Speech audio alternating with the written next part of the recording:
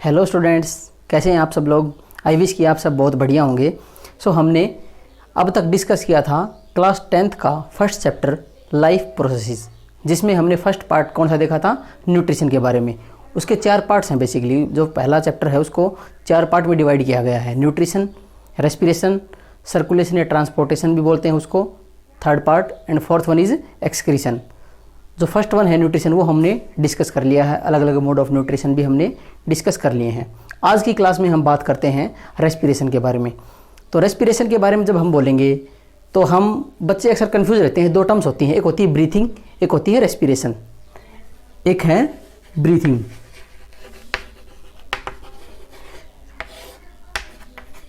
और एक है रेस्पिरेशन। बच्चे अक्सर क्या सोचते हैं कि ये दोनों एक ही टर्म है, लेकिन ये दोनों डिफरेंट टर्म्स हैं। लाइक ब्रीथिंग जो है उसमें हम क्या बोलेंगे कि सिंपल इनहेलेशन, मतलब गैसेस को अंदर लेना और बाहर छोड़ना। मेनली हम O2 इनहेल करते हैं एंड CO2 एक्सहेल करते हैं, तो उस सिंपल प्रोसेस को बोलते हैं ब्रीथिंग। यहाँ पे कोई कंपाउंड का फॉर्मेशन नहीं होता, किसी का ब्रेकडाउन नहीं होता, कोई एंजाइम इन्वॉल्व नहीं होता इन केस ऑफ ब्रीथिंग। लेकिन रेस्पिरेशन में क्या होगा, एनर्जी रिलीज होती है। It is a energy releasing process. Nutrition में हमने देखा था कि फूड जो है वो कैसे बनता है, CO2 और H2O के कम्बिनेशन से क्या बना लेंगे, हम एक कार्बोहाइड्रेट बना लेते हैं, ग्लूकोज बना लेते हैं, C6H12O6 हमने पढ़ा था फोटोसिंथेसिस में।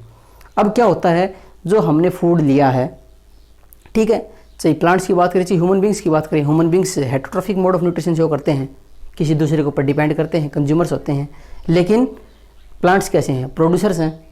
तो हमने एक इक्वेशन वहाँ पे पढ़ी थी कि CO2 और H2O सनलाइट की प्रेजेंस में ये क्या बनाते थे, C6H12O6 प्लस क्या रिलीज हो रही थी, ऑक्सीजन गैस यहाँ पे रिलीज हो रही थी। अब रेस्पिरेशन जस्ट इसका ऑपोजिट है कि ये जो फूड बना है उसको ऑक्सीजन की प्रेजेंस में उसका ब्रेक डाउन करना है। क्लियर है। तो रेस्पिरेशन की इक्वेशन क्या हम बोलेंगे, रेस्पिरेशन इक्वेशन कैसे बोलेंगे हम, just C6H12O6 plus O2, balance कर लेना आप इसको बाद में, नहीं तो हम अभी कर देंगे। क्या बनाएगा, CO2 प्लस H2O, और यहाँ पे क्या रिलीज होगी, प्लस एनर्जी। एनर्जी जो है वो यहाँ पे रिलीज हो जाएगी। अब अगर बैलेंस करना हो तो यहाँ 6 आ गया, देन 6 और 6। So this is the equation for respiration. बच्चे अक्सर कंफ्यूज रहते हैं, रट्टा मार लेते हैं। तो क्या करेंगे वो, या तो ये इक्वेशन लिख देते हैं या फिर ये इनको पता ही नहीं होता कि एक्चुअल में हो क्या रहा है। तो फोटोसिंथेसिस में फूड बन रहा था, यहाँ पे CO2 जो इनऑर्गेनिक कंपाउंड्स हैं लाइक CO2 एंड H2O, उनको कंबाइन करके एक कार्बोहाइड्रेट की फॉर्मेशन हो रही थी। लेकिन यहाँ पे क्या होगा, जो फूड बन चुका है वो ऑक्सीजन की प्रेजेंस में क्या करेगा, एनर्जी रिलीज करेगा और कुछ कंपाउंड्स रिलीज करता है, CO2 H2O और एनर्जी। यहाँ तक क्लियर हो आपको। देन जो एनर्जी होगी आप जानते हो किसकी फॉर्म में होगी, वो ATP की फॉर्म में होगी। ATP that is adenosine triphosphate. तो एडिनोसिन ट्राइफॉस्फेट आप जानते हो कि एक एनर्जी करेंसी का काम करता है हमारी बॉडी में। क्लियर है। हमने पढ़ा भी था कि ADP और इनऑर्गेनिक फॉस्फेट जब मिलाते हैं हम, एडिनोसिन डाइफॉस्फेट और एक फॉस्फेट और जोड़ दिया तो क्या बन जाएगा, ATP बन जाएगा। तो अब जो रेस्पिरेशन है वो 2 तरीके से हो सकता है। बेसिकली 2 टाइप्स होते हैं उसके, एक एरोबिक होता है और एक अनएरोबिक होता है। एरोबिक का मतलब जो ऑक्सीजन की प्रेजेंस में हो रहा हो उसको बोलते हैं एरोबिक रेस्पिरेशन, और एनारोबिक नाम से पता चल रहा है जो ऑक्सीजन की एब्सेंस में हो रहा होता है उसको हम बोलते हैं एनारोबिक रेस्पिरेशन। तो चलिए अब उनके बारे में डिटेल में डिस्कस करते हैं। अब हम बात करते हैं एरोबिक रेस्पिरेशन के बारे में। तो आप जानते हो एरोबिक मतलब इन the presence of oxygen, the respiration which occurs in the presence of oxygen, उसको हम बोलते हैं एरोबिक रेस्पिरेशन। यहाँ पे क्या होगा, ऑक्सीजन की प्रेजेंस में जो फूड है वो कंप्लीटली ऑक्सीडाइज्ड हो जाएगा। क्लियर है। देखो होता क्या है, glucose C6H12O6 it will undergo a process called glycolysis. एक प्रोसेस होती है जिसको हम बोलते हैं ग्लाइकोलिसिस। ये कहाँ होती है? It takes place in the cytoplasm. और इससे क्या बनता है? एक 3 कार्बन कंपाउंड बनता है जिसको हम बोलते हैं पायरुवेट या फिर पायरुविक एसिड भी बोलते हैं इसको। इसका फार्मूला ध्यान रखने की जरूरत नहीं है, वैसे CH3COCOOH होता है। ये पायरुवेट का फार्मूला होता है, ये ध्यान नहीं रखना आपको, सिर्फ इतना ही ध्यान रखना कि ग्लूकोज जब ब्रेक डाउन होता है तो वो पायरुवेट बनाता है। ग्लूकोज में कितने कार्बन हैं? 6। तो पायरुवेट में यहाँ कितने हैं? देखो 1, 2 एंड 3, तो 2 मॉलिक्यूल बनते हैं पायरुवेट के। क्लियर है? देन जो पायरुवेट है इसमें कुछ फर्दर रिएक्शंस होती हैं और ये क्या बना लेता है आगे? CO2 and H2O। और यहाँ पे एनर्जी रिलीज होती है, दैट इज़ 36 और 38 ATP बोलते हैं। ये हायर लेवल की बात है कि किसी किसी में 36 होते हैं, किसी में 38 होते हैं। ठीक है, अलग अलग मैकेनिज्म्स के थ्रू इसको पास होना पड़ता है। सो आपको वो ध्यान नहीं रखना, सिर्फ इतना ध्यान रखना है कि ग्लूकोज का ब्रेकडाउन होगा, 2 मॉलिक्यूल पायरुवेट के बनेंगे। उस प्रोसेस को बोलते हैं ग्लाइकोलिसिस। कहाँ होती है? साइटोप्लाज्म में होती है। देन पायरुवेट क्या करेगा? पायरुवेट से फिर क्रेब्स साइकिल होती है जो कहाँ होती है? माइटोकॉन्ड्रिया में। माइटोकॉन्ड्रिया में। और उससे क्या बनेगा? And products CO2 and H2O। और एनर्जी ये बोलते हैं high energy is released in case of aerobic respiration. अब मुझे बताओ कि हाई एनर्जी रिलीज क्यों होगी? क्यों? क्योंकि हम जानते हैं कि फूड कंप्लीटली ऑक्सीडाइज हो रहा है। यहाँ पे फूड जो है वो कंप्लीटली ऑक्सीडाइज हो रहा है इन the presence of oxygen. Oxygen की प्रेजेंस में फूड जो है वो कंप्लीटली ऑक्सीडाइज हो गया है, और अगर कंप्लीटली ऑक्सीडाइज हुआ तो ज़्यादा एनर्जी रिलीज होती है। सो एरोबिक रेस्पिरेशन में हम क्या क्या पॉइंट बता सकते हैं? पहला तो it occurs in the presence of oxygen. Clear है? ऑक्सीजन की प्रेजेंस में होता है ये। देन दूसरा पॉइंट हम क्या बोलेंगे कि it takes place in cytoplasm as well as in mitochondria. Both cytoplasm and mitochondria organelle are involved. Then high amount of energy is released. Large amount of energy जो है वो रिलीज होती है, क्योंकि ATP बन रहे हैं ना ज़्यादा अमाउंट में, 36, 38 ATP बन रहे हैं। जब हम एनारोबिक की बात करेंगे तो वहाँ पे 2 ATP बनते हैं, बहुत कम एनर्जी है वहाँ पे। क्यों? क्योंकि वहाँ पे ऑक्सीजन एब्सेंट है। सो हाई और लार्ज अमाउंट ऑफ एनर्जी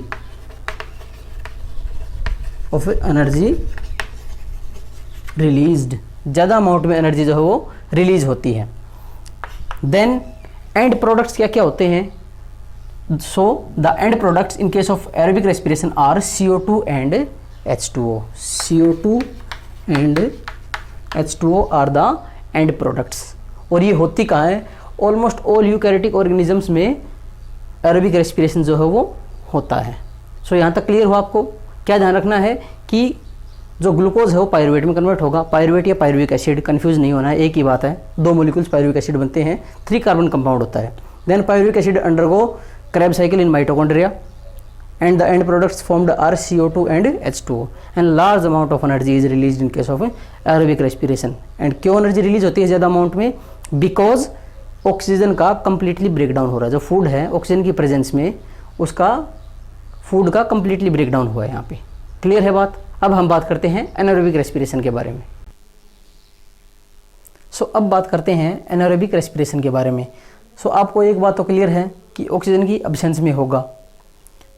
देखो क्या होता है, ग्लूकोज जो है C6H12O6 सेम रिएक्शन होगी ग्लाइकोलिसिस एंड क्या बनाएगा? 2 molecules of pyruvate, that is CH3COCOOH। ठीक है। एक चीज़ आपको आइडिया लग गया होगा कि ये जो स्टेप है ये पायरुवेट तक का, ये एरोबिक हो या एनारोबिक हो वहाँ पे सेम रहता है। ग्लाइकोलाइसिस की जो प्रोसेस है वो तो होगी ही होगी, पायरुवेट के मॉलिक्यूल 2 जो बनने हैं वो बनेंगे। अब यहाँ से आगे से थोड़ा चेंज है रिएक्शन में। वहाँ पे क्या बन रहे थे? And products CO2 and H2O। यहाँ पे क्या बनेगा? देखो पायरुवेट से यहाँ पे ऑक्सीजन क्या है? Absence of oxygen. यहाँ पे ऑक्सीजन जो है वो अब्सेंट है, तो क्या बनेगा? एक कंपाउंड C2H5OH जिसका नाम आप जानते हो इथेनॉल। इथेनॉल बनेगा और CO2 रिलीज होगी एंड ATP कितने बनेंगे यहाँ पे 2 ATP are formed in this case. So energy कम रिलीज हुई है। कम रिलीज क्यों हुई है? क्योंकि ऑक्सीजन अब्सेंट है। ऑक्सीजन अब्सेंट है तो फूड जो है वो कंप्लीटली ब्रेक डाउन नहीं हो पाया। क्लियर है। अब ये कहाँ पे होती है? अगर हम बोलें anaerobic respiration takes place in certain bacteria and yeast, certain bacteria and yeast, इनमें एनारोबिक रेस्पिरेशन होता है। ठीक है। फिर ये कहाँ पे होगी? हमने पढ़ा था एरोबिक रेस्पिरेशन कहाँ हो रहा था? साइटोप्लाज्म में और माइटोकॉन्ड्रिया में, लेकिन यहाँ पे ऑक्सीजन तो एब्सेंट है। ठीक है। सो बैक्टीरिया वगैरह में हो रही है, बैक्टीरिया में और ईस्ट में। यहाँ पे क्या होता है? ये प्रोकैरियोटिक ऑर्गेनिजम्स होते हैं। सो इट टेक्स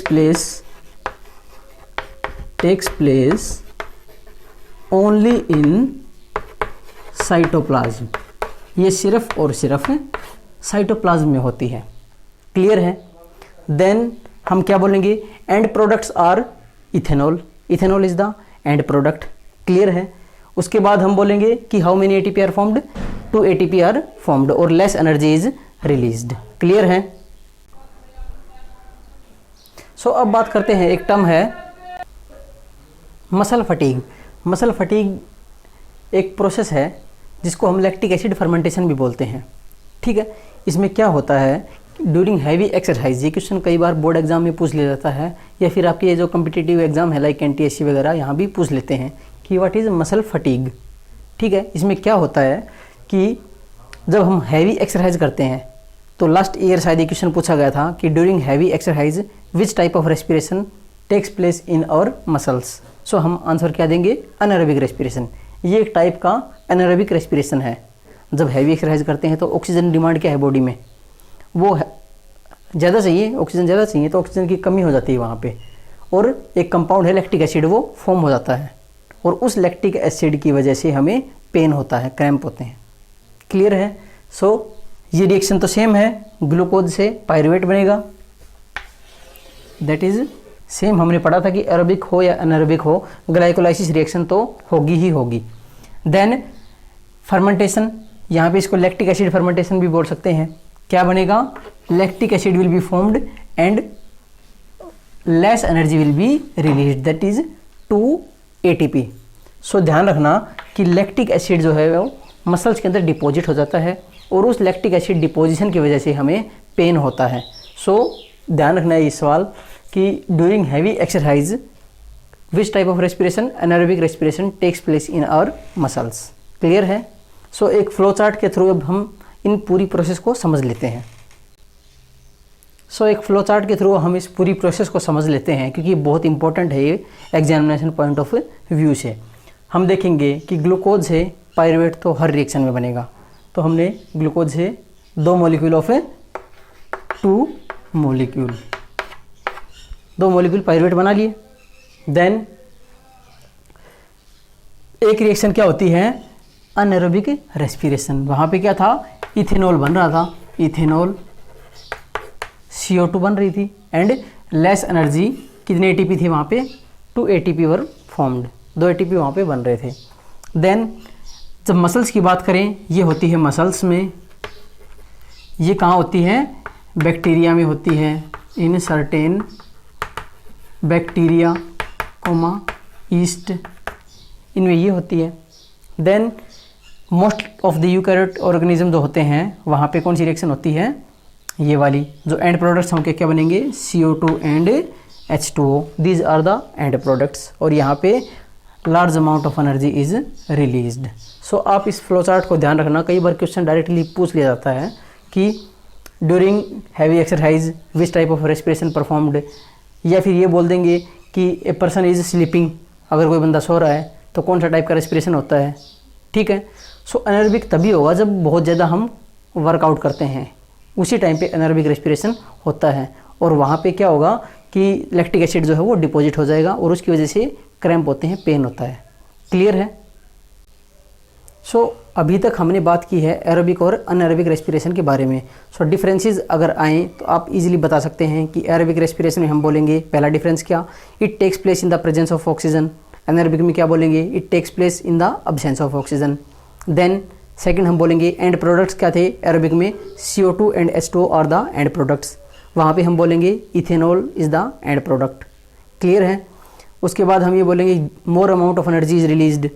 ठीक है, एरोबिक में ज़्यादा अमाउंट ऑफ एनर्जी रिलीज होती है और वहाँ पे अगर हम बात करेंगे तो less amount of energy is released. और एरोबिक कहाँ होता है, मोस्ट ऑफ द यूकैरियोट्स में एरोबिक रेस्पिरेशन होता है। हम नॉर्मली अगर इनहेलेशन एक्सहेलेशन मतलब सांस ले रहे हैं और बाहर छोड़ रहे हैं तो कौन सी प्रोसेस हो रही है, ब्रीदिंग हो रही है या जो हमारा एरोबिक रेस्पिरेशन हो रहा है, क्योंकि ऑक्सीजन की वहाँ पे प्रेजेंस है। लेकिन अगर एनारोबिक की बात करें तो जब हैवी एक्सरसाइज करते हैं तो वहाँ पे एनारोबिक रेस्पिरेशन हो रहा होता है हमारी बॉडी में, और सर्टेन बैक्टीरिया और ईस्ट हैं जहाँ पे एनारोबिक रेस्पिरेशन होता है। ये क्वेश्चन आपके बोर्ड एग्जाम में 2 नंबर में 3 नंबर में कई बार पूछ लिया जाता है। सो अब बात करते हैं रेस्पिरेशन इन प्लांट्स। सो एक चीज़ तो आपको क्लियर है कि प्लांट्स में और एनिमल्स में रेस्पिरेशन जो है वो अलग अलग तरीके से होता है। ठीक है, रूट्स होती हैं, स्टेम होते हैं, लीव्स होते हैं, उनके ऊपर कुछ स्ट्रक्चर्स होते हैं जो अभी हम पढ़ेंगे, उनके थ्रू रेस्पिरेशन होता है। ठीक है, सो सबसे पहले आप एक टर्म जानते हो स्टोमेटा, जो स्मॉल पोर्स होते हैं on the surface of leaves. Leaves के सरफेस के ऊपर कुछ पोर्स प्रेजेंट होते हैं जिनको हम क्या बोलते हैं, स्टोमेटा। और जो क्या हेल्प करते हैं, जो क्या करते हैं स्टोमेटा बेसिकली गैसेस एक्सचेंज में हेल्प करते हैं।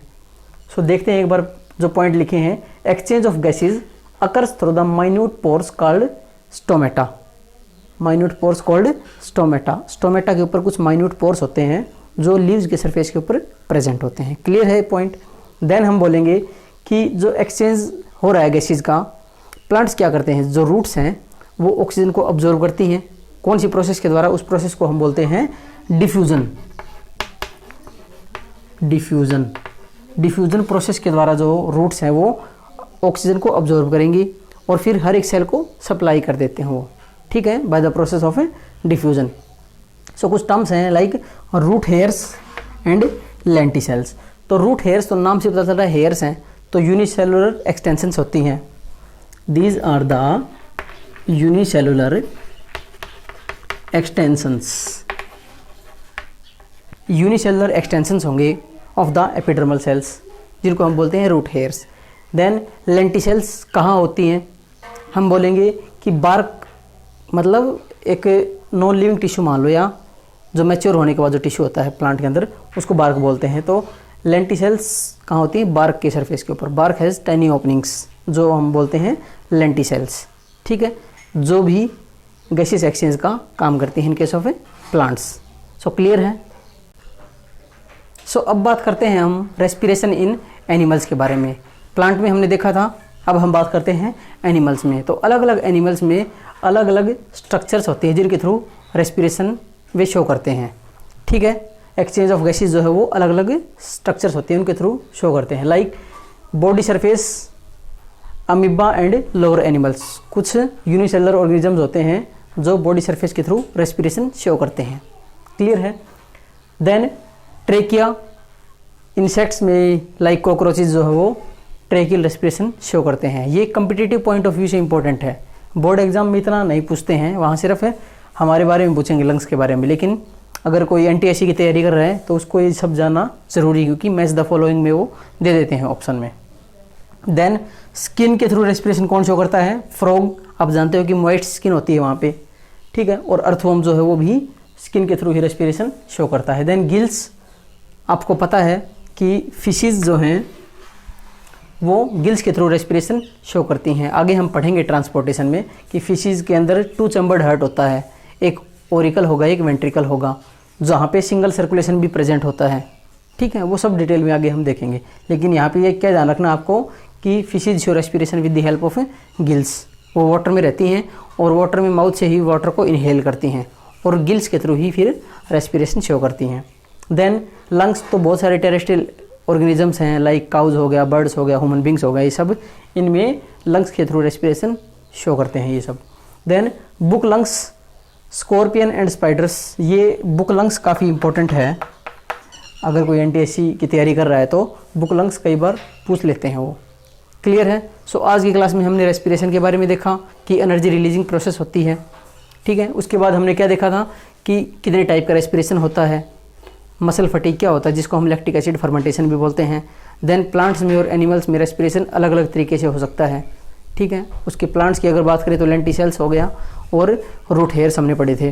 देन एनिमल्स की अगर हम बात करें तो बहुत सारे ऑर्गन्स हैं जिसमें अलग अलग ऑर्गेनिज्म में अलग अलग जो रेस्पिरेटरी सिस्टम है, अलग अलग रेस्पिरेटरी ऑर्गन्स है वो प्रेजेंट होते हैं, ठीक है। ये सब आपको ध्यान रखना है अगर आप कम्पिटिटिव पॉइंट ऑफ व्यू से देखते हैं तो।